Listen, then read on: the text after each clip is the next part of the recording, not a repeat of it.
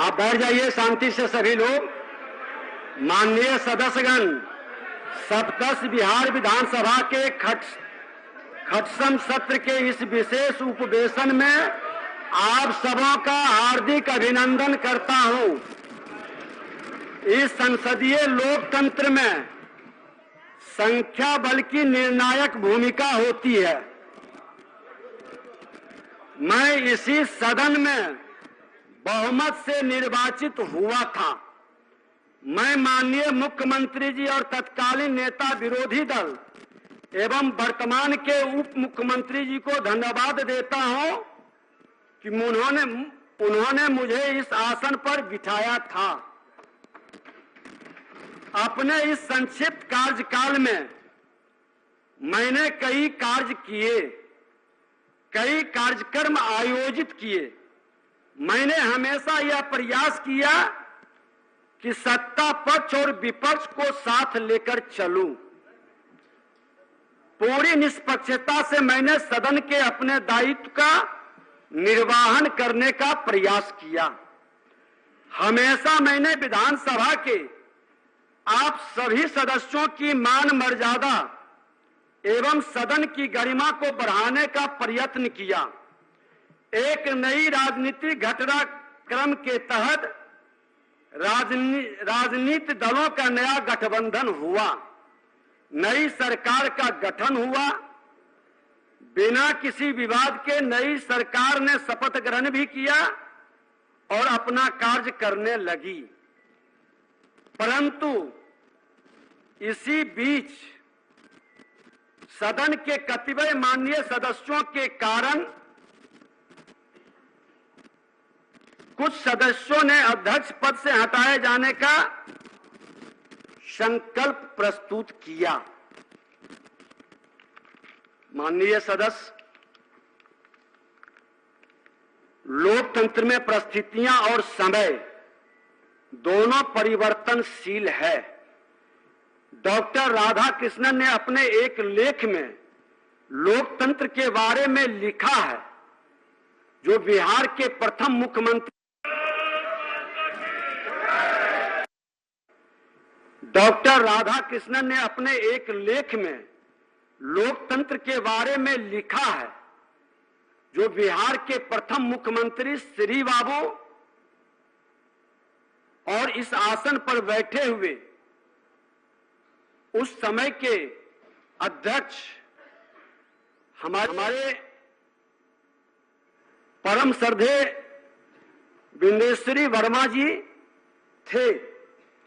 उस समय भी इस तरह का अविश्वास प्रस्ताव आया था और उस समय ये कोट किया गया था कि लोकतंत्र की व्यवस्था के अनुसार राज व्यवस्था में बहुमत या अल्पमत की निहित अधिकार का रक्षण नहीं होकर सभी के अधिकारों का संरक्षण होता है। लोकतंत्रीय व्यवस्था में यदि किसी भी अल्पमत को हतोत्साहित या चुप करने का बलात् प्रयत्न दिखलाई दिया तो यह अनाचारी व्यवस्था बन जाती है। और हमेशा यह ध्यान रहे कि अनाचारी व्यवस्था शासन तंत्र को अत्याचार, व्यभिचार और भ्रष्टाचार के पथ पर अग्रसर करता है, जिसका परिणाम हम आप सभी देखे हैं, गवाह हैं।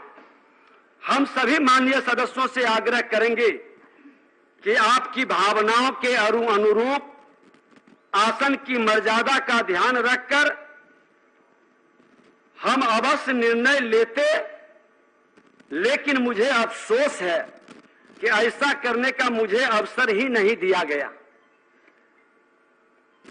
सरकार का 9 अगस्त को इस्तीफा देना और 10 अगस्त को नई सरकार का प्रस्ताव देना, लोकतंत्र में बहुमत के हिसाब से ये परंपरा, नैतिकता पर हम चर्चा नहीं करेंगे। लोकतंत्र की खूबसूरती कहें या लोकतंत्र की बदसूरती कहें, ये जनता के ऊपर छोड़ते हैं, या लोकतंत्र का तकाजा है। नई सरकार के गठनोपरांत मैं स्वतः अपने पद का परित्याग कर देता, लेकिन इसी बीच प्रेस मीडिया और अखबारों से मालूम हुआ कि 9 अगस्त को लोगों ने मेरे खिलाफ सचिव को अविश्वास प्रस्ताव की सूचना भेजी है। उस दिन सार्वजनिक अवकाश था।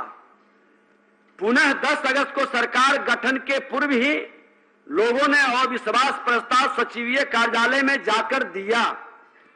इस परिस्थिति में उनके अविश्वास के आरोप का सही जवाब देना हमारी नैतिक जिम्मेदारी बन गई, क्योंकि यदि हम इस्तीफा दे देते तो उनके आरोप का जवाब उन्हें नहीं मिल पाता। माननीय सदस्यगण, आप सभी बिहार में लोकतंत्र के इस सबसे बड़े मंदिर के पुजारी हैं। मैं आप सभी को यह बताना चाहूंगा कि आपने जो अविश्वास प्रस्ताव लाया है वह अस्पष्ट है। 9 माननीय सदस्यों का पत्र मिला, जिसमें से 8 लोगों का प्रस्ताव नियमानुकूल प्रतीत नहीं होता है।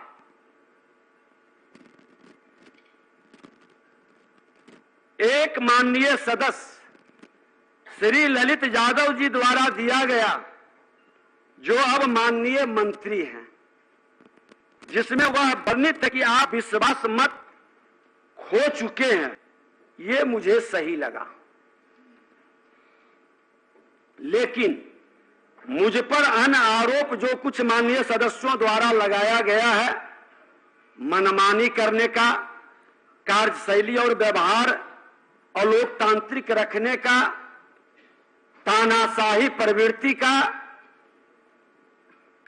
माननीय सदस्य खासकर श्री चंद्रशेखर जी, जो अब माननीय शिक्षा मंत्री हैं, उन्होंने कहा कि मुझसे गौरवशाली परंपरा शर्मसार हुआ।